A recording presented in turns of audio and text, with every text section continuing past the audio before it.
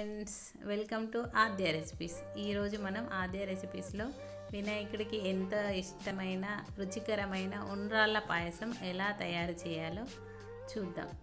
ఈ ఉండ్రాళ్ళ పాయసం పాలు విరగకుండా ఎంతో హెల్తీ వేలో బెల్లంతో ఎలా తయారు చేయాలో చూద్దాం.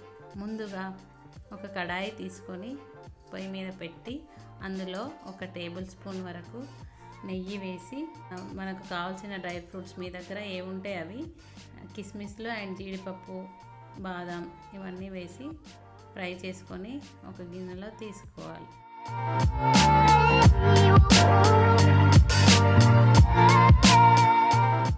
ఇప్పుడు అదే గిన్నెలో 1 కప్పు వాటర్ పోసుకోవాలి. ఉండ్రాళ్ళు చప్పగా ఉండకుండా కొంచెం స్వీట్గా ఉండడానికి ఇందులో కొంచెం బెల్లం, నానబెట్టిన శనగపప్పు వేసి కొంచెం నీళ్లు మరిగిన తర్వాత 1 కప్పు బియ్యపిండి దీంట్లో వేసి ముద్దలు లేకుండా మంచిగా కలుపుకోవాలి. ఇలా పిండి కలుపుకున్న తర్వాత దీని మీద మూత పెట్టి ఒక 5 నిమిషాలు పక్కన పెట్టి ఉంచాలి. ఇది చల్లారిన తర్వాత చిన్న చిన్న ఉండ్రాళ్ళలాగా చుట్టుకోవాలి. మనము పక్కా కొలతలతో ఇలా వాటర్ అండ్ పిండి 1 కప్పు తీసుకుంటే ఉండ్రాళ్ళు విరగకుండా ఇలా నీట్గా వస్తాయి.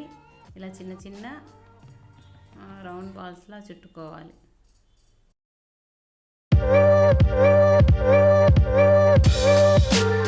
తర్వాత మళ్ళీ అదే గిన్నెలో ఒక 2 కప్పుల నీళ్ళు తీసుకొని అందులో 1 కప్పు బెల్లం, మీకు ఎంత సరిపడా స్వీట్ అవసరం అవుతుందో అంత బెల్లం వేసుకొని ఆ నీళ్ళని బాగా మరిగించుకోవాలి. ఇప్పుడు రుచి కోసం కొంచెం యాలకులు దంచి వేసుకోవాలి.